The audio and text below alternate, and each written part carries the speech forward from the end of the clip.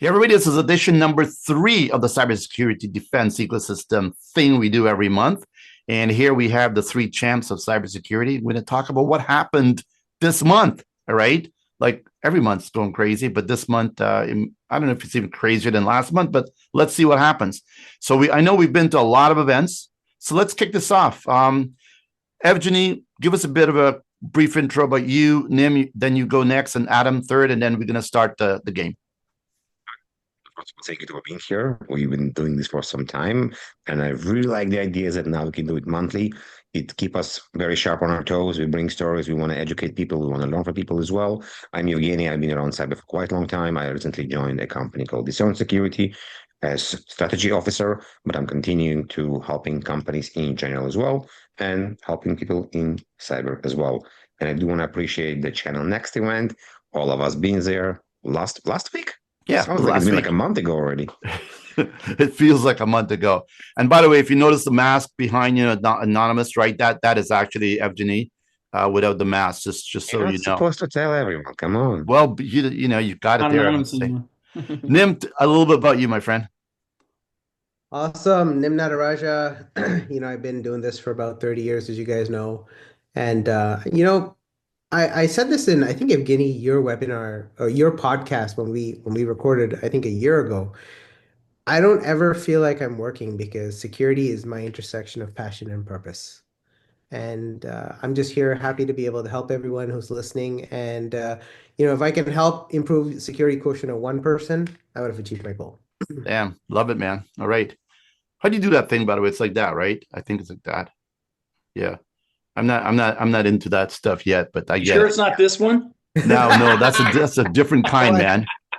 Adam, a bit about you, my friend. I'm just a troublemaker here. No, Adam Bennett, Crosshair Cyber, SureStack AI.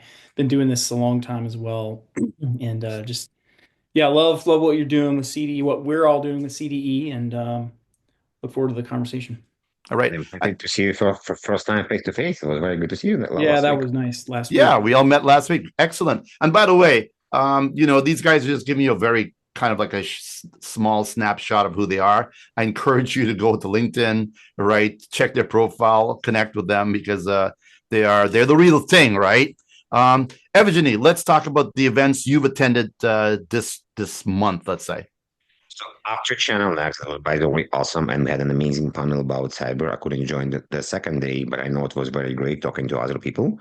I was at Gartner. So Gartner, if you're not familiar, very, very big analyst firm. They're the ones that's supposed to claim and explain all the cyber acronyms and what people are supposed to be doing and not be doing. I think they're doing a very good job. We have definitely other companies, but they're still probably the biggest one. They have an annual conference in National Harbor in Washington that we call about risk. And this is where around 4,000 CISOs comes in from very big companies to learn, to educate, to exchange ideas, and also all the Gartner analysts present different papers, present what they see happen in the industry and what's going to happen in the industry. 3 days, very, very interactive, a lot of good information. I definitely want to kind of spend a few minutes to explain what I learned and what I saw. Of course, it was a variety of different vendors. Everybody was trying to show their new AI security. But a couple of things that I learned from Gartner. So in the keynote, they're talking about the hype. They're talking about all the cool stuff that's happening. And sometimes the executive jumping too fast on a hype without knowing what they're doing and what's going to lead. So one of the suggestions is it's okay to have a hype, but you need to understand what you're going to do with it. Not just jump there because it's cool. Understand how you're going to actually ride the hype. They made an analogy about a motorcycle that it's okay to have a motorcycle, but you need to know how to harness and learn how to ride it and what you're going to do with it. So Evgeniy, you would think that would be normal common sense, right? But I get it. Yeah, jump before you, look before you leap. Anyways, continue, my friend.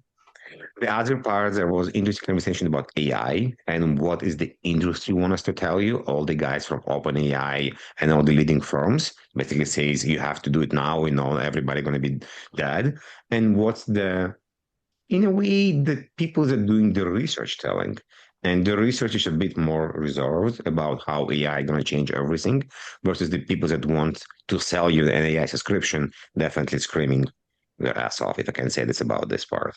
Mm. Also, what was very cool, we have a couple of acronyms related to Zero Trust, SASE, SSE, and what do we do with it. There was an amazing presentation from John Watts about the space, and that there is no best practice. There is no one way to go Zero Trust. There is no one way to secure your outside of perimeter. You need to understand what kind of company you are. You need to understand, are you more on-prem? Do you have many different offices? Do you have many people working remotely, geographically?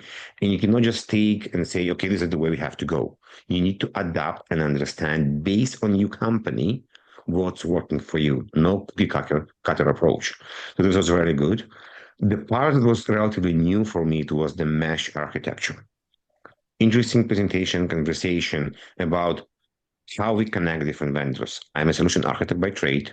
I've been in security for a long time, and I always want to understand what is the way to exchange information. Relatively new for me, we have an idea of mesh architecture where a vendor can exchange information, exchange threads, exchange over, of course, API. There's a couple of open standards there. I want to see what's going to happen with this. I kind of personally want to choke someone in a good way and not just have, okay, this is a everyone responsibility, because if there's everyone responsibility, there's no one responsibility. As an enterprise, I want to make sure somebody is responsible. I have support, and I'm not just using something that nobody going to support in the future. This is a couple of the few things that I think resonated with me during the last few days from the presentations. We'll dig in some more. Nim, how was your events journey this month?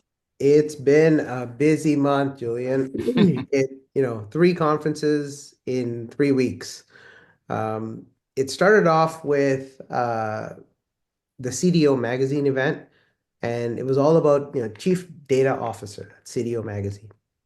And we talked a lot about AI, and the whole concept was resiliency, right? So how does resiliency from a cybersecurity perspective fit into how we're leveraging data within all the different tools we have? And one of them happens to be artificial intelligence.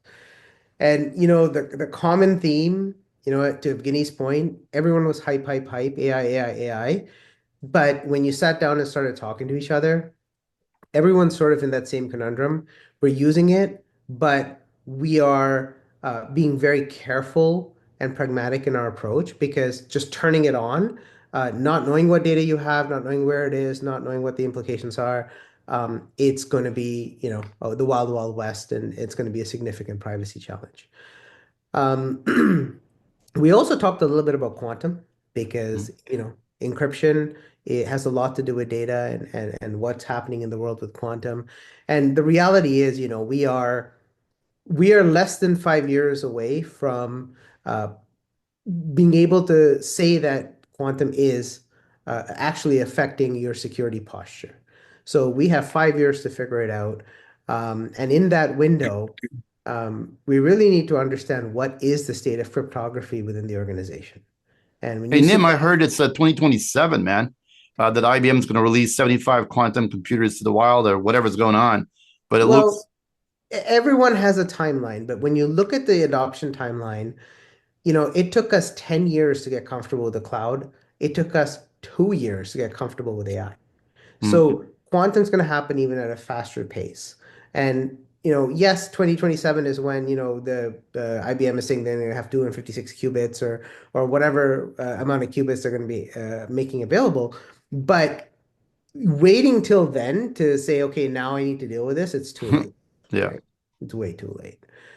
So we had some very good conversations around how do you get into quantum. Quantum seems to be one of those words that scares everybody, but at the bottom floor of quantum is cryptography, understanding the encryption standards in your organization, understanding the encryption standards across your third party and your vendors, because you're only as good as your cryptographic chain, the weakest link in your cryptographic chain.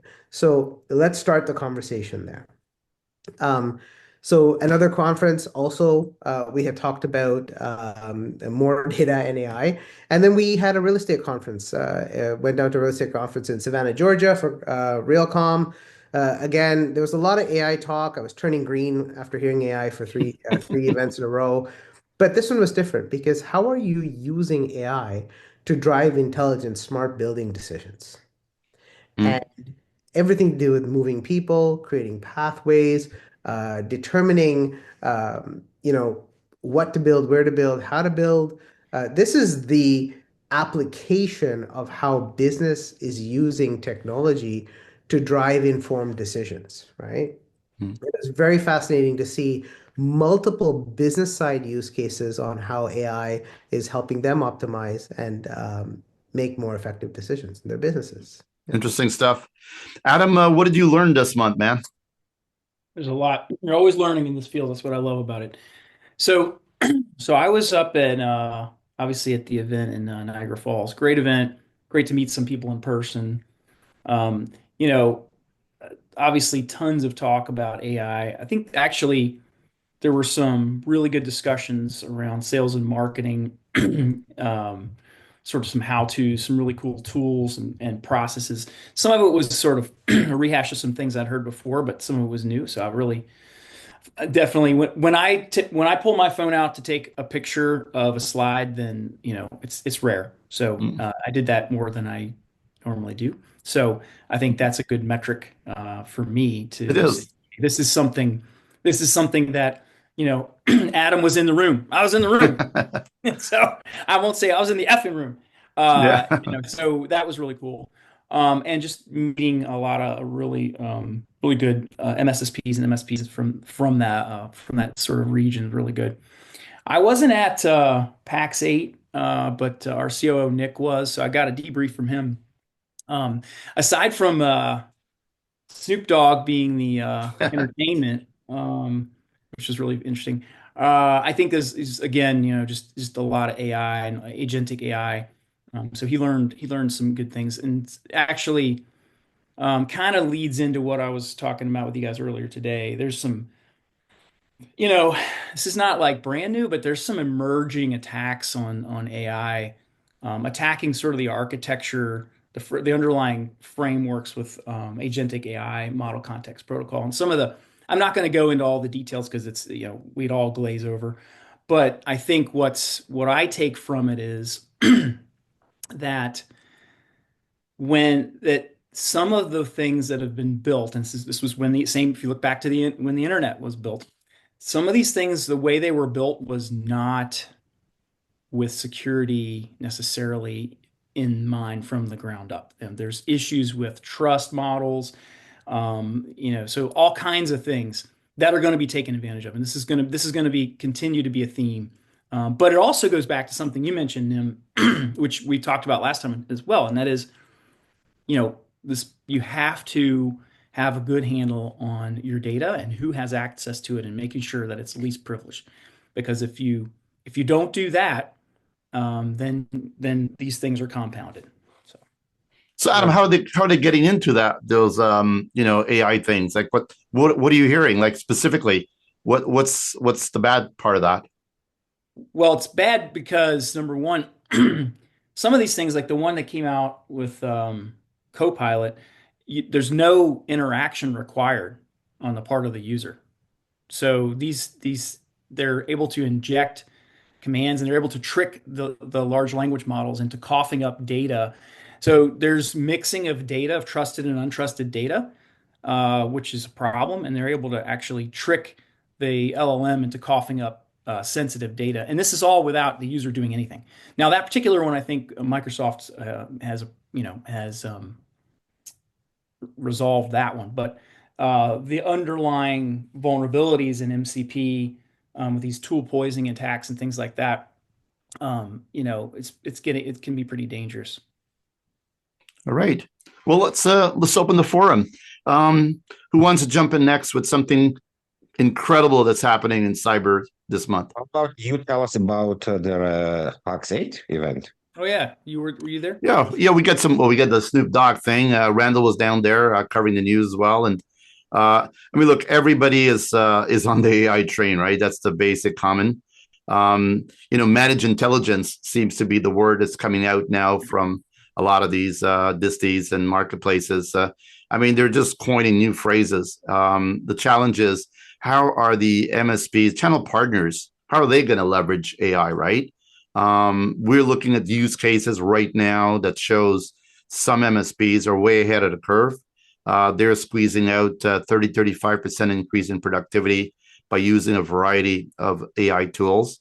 The one thing we're seeing as a theme coming up is AI is helping a lot of MSPs to figure out what else they could sell to their customers using an aggregate of lots of data from other MSPs. So if you were selling this, other MSPs are selling that. A little bit about how Amazon kind of kickstarted, right? You're reading this book. Hey, you might like this book. Netflix, you're watching this movie. This movie could be cool as well. So this suggestive way of adding SKUs and products and services kind of makes sense. And I still believe it's still in its infancy, right? But in general, that seems to be how folks are starting to leverage AI. I know Ingram Micro is leveraging a lot of AI as well in their way MSPs or channel partners are ordering stuff from them. You can literally send an email and it grabs that order for you. You can do inquiries by email, and it's also suggesting what you can sell in addition to whatever else you've currently sold to that client. So I think that's a common theme that is helping MSPs leverage AI to increase their sales. In the cybersecurity front, I mean, it's just insane. Rubrik just announced another integration with some identity stuff, a company that they purchased a few years ago that they've completely integrated into their ecosystem. So now you can not just have the Rubrik stuff that you're accustomed to, but you can also do, identity management and some pretty interesting things. The one big theme that I've been seeing, not just this month, but leading up to this month, and seems like everybody is double downing on it, is platforms and consolidation and integration and simplifying. Like everybody's on the race to this, which is just fantastic, right? And because, as you know, death by 1,000 tools, right? Who wants that? And we need to consolidate these tools to make them more effective and integrated. So let's play on this again, can we? Sure. And it's not good and bad, but if I get a platform, one of the problem is I may have good integration. I think we have to check that the company you're buying, they acquired many other tools and they have good integration between them. So definitely before you go to platform, check this. But then let's say I chose whatever it is, I don't want to put names. Do I have a buy-in, like basically lock in? I'm locked in with them and they can do anything they want from me, including increasing prices, or I'm not very happy with the support, for example. Totally. And that's the problem with lock-in with anything. Lock-in with AWS, Azure, I mean, it doesn't matter, right? That's the game. You come to me, stay in my camp. My job is to keep you in my camp. That's the gig, right? The challenge, though, I think here's where they may be losing this battle. The ability to actually exchange information and to migrate is becoming a bit easier. It's still complicated, but it's becoming easier. Like I know there's an organization, Omre, who runs, forget the name of the company, but they're really doing some integration stuff between different systems. So if you want to go from one BDR to another, it's not a nightmare. You can actually just do this very, very seamlessly. So I think people are sort of understanding that if you want to move from one platform to another, or from one organization to another, one brand to another, there's got to be some integration bridge. And I see that growing as well. So yes, it's lock-in. So you better do your homework. And I wouldn't bet on one platform. Honestly, I would still have other tools to augment that. Mm-hmm. But it seems like a lot of folks are moving in that direction. But what are you finding? I mean, is it still, were we doing best of class and integrate them individually or work on them individually, or are we using a platform plus a few other things? I do believe in the platform idea if it's integrated well and you understand what you get. Because in many cases, when you're buying a tool, you're actually buying your connection with the salesperson. Mm-hmm. Because if this salesperson leaves, what you're going to get. So definitely understand the paperwork. Understand it's not just an agreement between you and this amazing person that sold it to you, but the company will reflect the agreement later, respect the agreement later on. So all these nuances are very important. I was just literally in Gartner talking to a CISO over lunch when his CEO got an buy-in to buy an IR company, no, buy IR services. And you're like, okay, fine. And he just like after 2 weeks woke up during the night and called the company to understand how it's working. Guess what? The company didn't even know who he is. There was no record. And it's come back to process. It's come back to nuances. So what I'm saying is there is nothing wrong. I think it's a good idea, but I understand exactly what you get. Do some check, do some balances, understand how they work, do some trial, do some testing. Just make sure you will be happy, not just right now, you're going to be happy in a few months. And talk to your peers about it. I mean, some of these large platforms, yeah, I'm not going to name any names, but we're using some of them, but we're not an MSP, but we have some overlap. So, but I've talked to a couple MSPs that have moved away from certain ones. They got for a couple various reasons. So it's always good to talk to your peers. Yeah, I mean, I hear this all the time. You know, here's a brand, a company that is doing better than company B, right? Because they just added these new features, and then but they're locked into a contract for whatever, I know, a year, 2 years, whatever it is, and they're trying to figure out how to get out of the contract. So, I mean, you know, you got to be careful now because are you guys finding that the advancements of these tools are speeding up? Like, you know, what you didn't have yesterday, you've got today. And so if you wait a little bit, you know, you might find that the tool you have adds these functionality. It just seems like the ability to add more functionality is speeding up. Are you finding that, Nim? Absolutely, exponentially. A lot of organizations that are building code and sourcing platforms are using AI to build that code to help accelerate their process. So they're able to release features in their backlog sooner and stay more competitive. At this point, if you own a platform and you're not using AI, you're going to be behind. Yeah. Yeah, and I think there is. It's kind of, I don't want to call it an arms race, but it's like once a certain platform or starts releasing on a certain cadence, then if you're not, then yeah, I think whether it's true or not, you're seen as not being a leader. And a lot of these platforms are also implementing an agentic workforce option for you. So you're able to accomplish work within the platform using their AI agents, which is supposed to lend sort of that assisting hand to your workforce to either do it faster or just automate it so you don't need anybody. Yeah. I mean, look, Adam has just developed, I think, it's called, I think, SureStack, right? Yeah. And you're monitoring, you know, the posture of companies because, you know, as a CISO, right, you know, that's what you got to do, right? You got to monitor somebody's posture, and if it goes off, you've got to be able to, I don't know, get a ping that says something is wrong, right?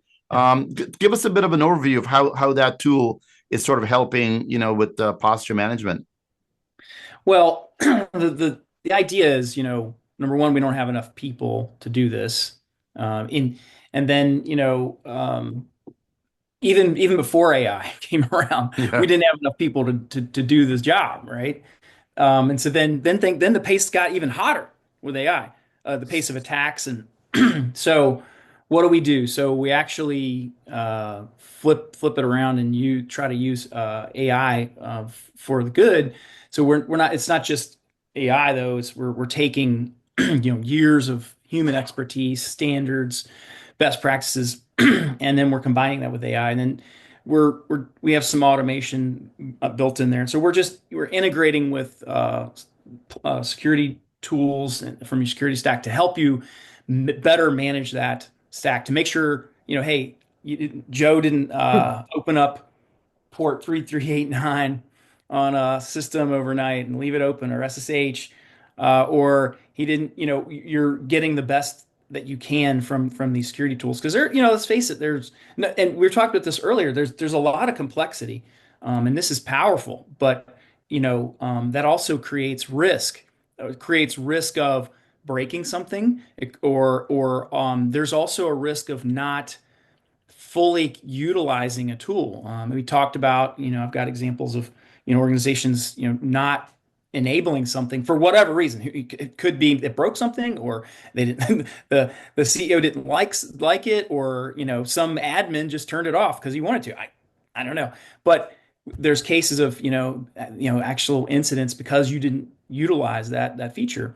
So there's lots of reasons to do it. At the end of the day, we're just trying to be more productive, and we're trying to come at the problem from a different angle so that we can just try to keep up.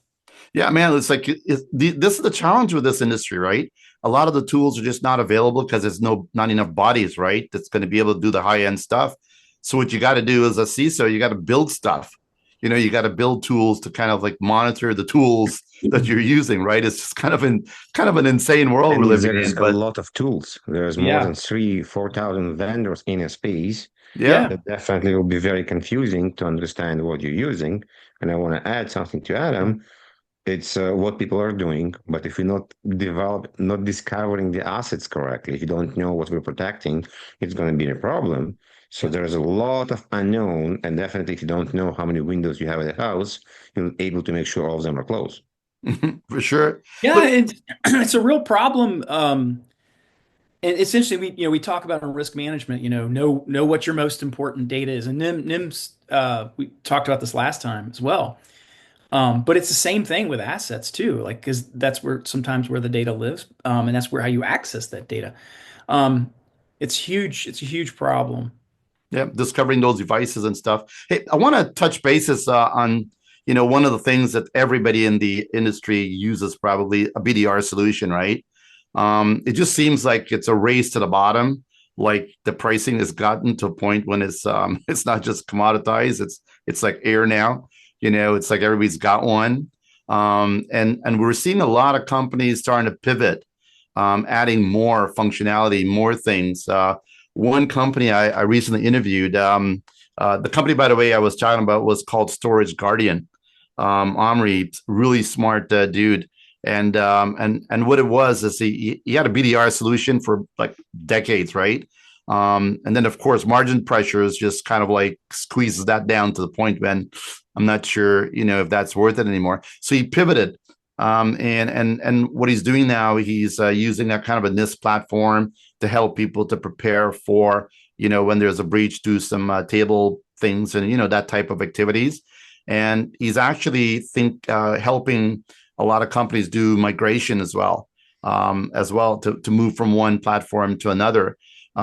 What's going on in the BDR space, man? Like, is it like, are we there at the bottom now, or any recommendations about how do we play? Because if you don't have one of these things that work well, right? Obviously, it's your safety net. What are some of the things that you want to talk maybe about BDRs? Anybody? I'll go on this one. I've had a chance to actually see a couple modern BDR solutions in play. These are 100% agentic outbound calling, interactive answering questions, booking it right into your Calendly based on your availability, and also automating the reminder process behind it with an automated phone call saying, hey, Adam, just want to let you know that we have a call coming up in an hour or whatever. It's cool. It's an excellent use of AI. But I also find that, just being an enterprise CISO on the other side of my life, getting automated calls and about 10 seconds in, you're like, oh, wait, this is an AI bot, right? I've talked to enough of them. You're like, oh, this is interesting. And it gets kind of annoying. Now it's like getting those direct phone calls. Like it's not the best, in my opinion. I don't think it's an effective way of trying to generate a lead. Well, the question though was about BDRs, backup disaster recovery solutions. I thought you meant BDR from a sales perspective. Yes. Industry acronyms. Too many acronyms. So many acronyms. A backup disaster and recovery is a topic because we all have one, I believe. Is we supposed to outsource this problem to somebody else? Yeah. Yes, Why, that's why is it still a you problem? It should be a they problem. it is true. But what we're seeing as well, and I don't know if you're seeing this, but the topic was the challenge is a lot of folks are in the BDR space are adding a lot of other functionality on cybersecurity because they're finding that the BDR component is sort of a commoditizing. And as they commoditize that thing, I'm assuming that companies still have to make money, right, to survive, and so they're adding actually It's other not just solutions. surviving. I Yeah, think every vendor we know, if they stay still, they're dying because they have yeah. to add different functionalities to grow. This could be OEM of somebody companies. I know MDM companies and backup companies as well. They can OEM other agents of other functionality, or they can now become like a mini marketplace and send bundles. Buy my backup, my EDR, my MDM, my Uber Eats, whatever it is, to add there to what they're doing. To first of all steal market share from other vendors, have the customer more sticky, because if I'm buying my backup and my endpoint and my firewall from one company, then I'm more sticky to them as well for the main solution. So I believe it's a combination and makes sense that we need to innovate and add more stuff.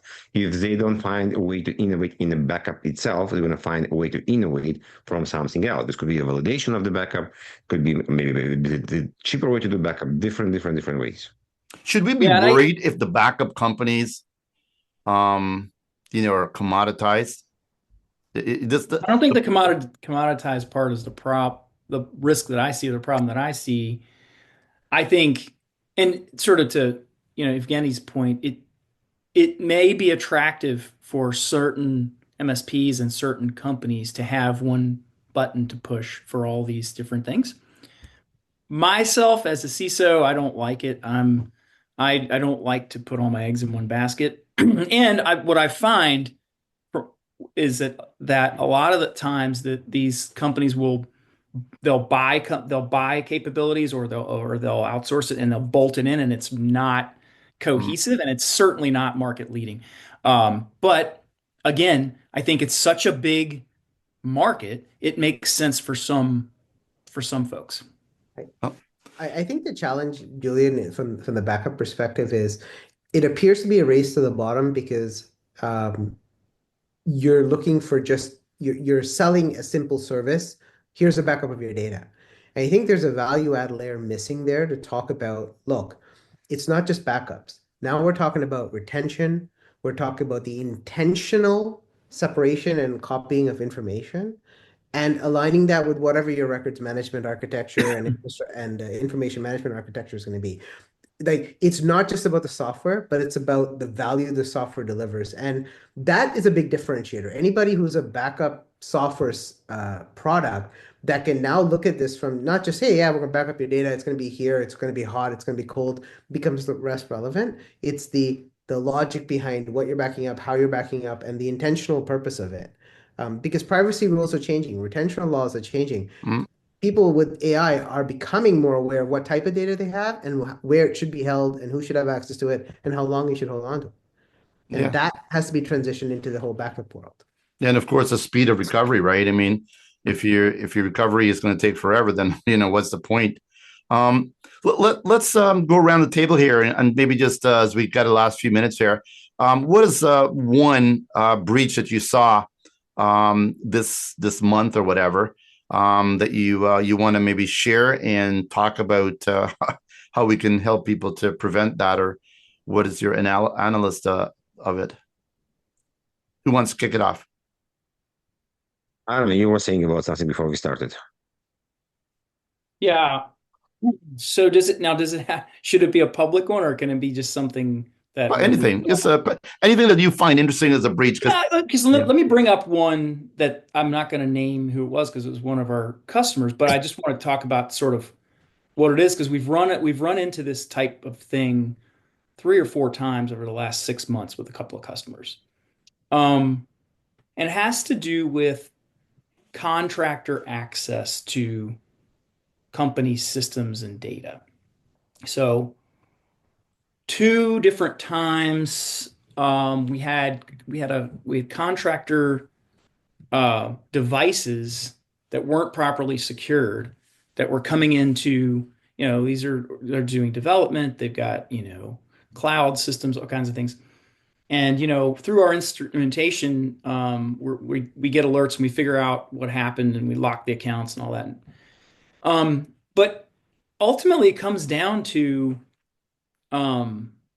contractors not, basically living up to their requirements and not securing their stuff in the way that it needs to be. Now, and we're talking about, like, in some cases, these people have admin rights. So luckily, we're watching things pretty closely, and, we're able to, not make it into a bigger issue. Was it a breach, or was it, no, it was an Okay. incident, but, we were able, they weren't able to get anything. We locked it down pretty quickly. But what I want to say is it comes down to, we're seeing this with a couple different companies. Like, third-party access really needs to be looked at very closely, and you need to have a standard remote access solution, and this gets into zero trust stuff too. So that you're not so reliant on a contractor to secure their stuff, because the way you've architected it makes it so that they can't access it and they can't copy and paste. So there's lots of ways to solve it, but we've run into that about 3 or 4 times with a couple of customers in the last 6 months. And it's not, now the challenge can be, when you have developers and other people that I call special users, you can't just give them like a little, dinky VM and on Windows, Windows 365 and expect that's going to work for them. So you have to look at what are the use cases that we have, and you may have to develop 1 or 2 solutions to do it, but you got to do it because the risk is there. So that's just something I wanted to highlight that I've seen. So the takeaway there is that if you're going to have contractors peeking into your system, right, you better, figure out how to do that properly. And I would assume when they leave, make sure you shut it down, right? Yeah, and especially if you got these contractors are, IT folks that have admin rights or they're doing development. They're savvy, and plus, who knows if they've actually been a hacker that's infiltrated to become, a developer for you. So, anyways, we go down that rabbit hole. Yeah. Evgeniy, what have you seen that is a bit of a hack that you want to share? Well, something that people don't speak a lot, but when it's happened is DDoS attacks. It's been quiet for the last kind of year, but it's still happening. There's still quite a lot of DDoS attack happening, and not many people kind of thinking it's not my problem, almost like it's the backup support with somebody else's problem. The web people. Not just the web people, but outsourcing. Where do you outsourcing? Related to what Adam was saying, third party. If my website outsourced to someone, how is it going to prevent my website from being attacked? And DDoS attacks still happening. We moved away from hardware. Well, by hardware, I mean something we have on-prem, because we have to, in my mind, do it in the cloud as a service, because I have a much bigger pipe. But if we look on the statistics, even in this year, there's still quite a number of attacks on the bigger companies, but sometimes it also affects smaller companies as well. And where I'm going with this is back to kind of understanding who do you trust and what do you trust. We spoke in the beginning about this. When you trust the big platform vendors, when you outsource part of your business, especially the ones that make you money, like your website, for example, or other services, understand how data will flow, and if or when this attack will happen, how it's going to affect you. It's a bit different way of breach. We're not talking this breach, we're talking about you're going to be impacted in a different way. Impact your business for sure. Then what are you finding out there, man? I'm finding that there's a big confusion between what is an MDM supposed to do and what is mobile security. I have a fun example of, well, it's not fun if the actual customer is listening, so I apologize if you figure out who you are, but I'm going to keep It's fun for us, though. It's fun for us. It's a very good lesson learned, because MDM is not mobile security. I have a FSI, a financial sector customer, who went through some process of selecting an application that they push to all their mobile phones, Android and iOS, to say, hey guys, when you're on the road and you get a document that is, authorized or a signature, and you guys have worked it out, use your phone to take a picture of it, and you can upload it into our system that way. Well, And they thought, you know what, we have our MDM platform, it's the phones are managed and protected. But what they didn't realize is they don't have a way of actually understanding how these third-party apps are communicating over the internet. Mm. And upon deeper inspection, we figured out that guess what? Your scanner app that's authorized is actually sending packet data to nation states that we don't want our Canadian financial information, SIN, Social Security, financial T4s, blah, blah, blah, all, being accessed by. So it was a bit of a shocker for them, but again, they deployed a product and we were able to show them that and then fix the issue. But this has been going on for 6 months. So, Wow. and the answer that I got from leadership was, well, we thought MDM took care of that. And like, wait, what? No, management. And MAM is application management. It doesn't mean that you've got effective security monitoring where your packet data is going from your mobile device. And it just tells me why, these companies need folks like you to kind of be the extra pair of eyes of what they're doing, because they got their teams, man. They're doing cybersecurity, right? They're figuring this stuff out. But that extra pair of eyes that looks into it and see the bigger picture, you could see the flaws, it's quite remarkable. Let's double click on that for just a second as the last question here. APIs, right? I mean, machine, non-machine stuff, like non-human stuff, right? Is like 85, 90% of the internet traffic these days. And we're having machines, API things talking to other APIs, exchanging information. We've got, and of course, when the agents come on board, they're going to be talking to each other and so on and so forth. And who knows what's going to end up happening. It's not just human to human identities anymore, right? It's machine to machine. Like, I know we should be worried about it, but how much should we be worried about it? And how do we explain that to people? How do you tell them that that's a problem? Well, it comes down to ultimately, yeah, it's probably longer than a 3-minute conversation, but ultimately everything is originally programmed by, not everything, but originally programmed by humans. So if someone, didn't build something with security in mind, then you're going to have a problem. That's like what I was So talking wait a about. minute, man. Microsoft said that 20% of their stuff is being programmed by AI now, and I Who think programmed the AI originally? Chicken before the egg, right? So there was a human originally. it wasn't him. Yeah. Yeah, So yeah, we're all in trouble. but I think it comes down to testing. But should we worry about it? I mean, there's lots of things to worry about. But that's certainly a big attack surface. And it Would comes you put it as a priority, Adam, today, or would it be like, if you had to rate it, would that be like a 5 or an 8 or a 2? You're talking about like machine to machine Yeah, communication, like API to API security. type thing. Yeah, I don't know. All right. Maybe Nim, what would you say, man? maybe a 3 or 4. 8 being bad and 2 being like, sorry, Look, 0 to 10. 10 being like crazy should be like, you got to use it, right, fix this right now. 1 being, who cares? I think we're sitting at a 7 to an 8 problem right now because our identity and access management systems were based on human to system and system to human interaction. Even when we're tokenizing a credential or doing a cloud-based app trust, we are provisioning that and we're managing and controlling that interaction.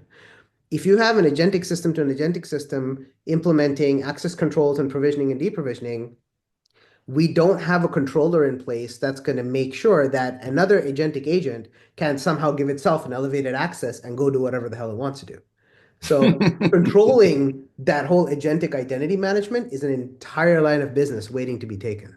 Well, and like I said earlier, it comes down to the fundamental security or insecurity in these protocols. And we know that there are flaws in these protocols. Yeah.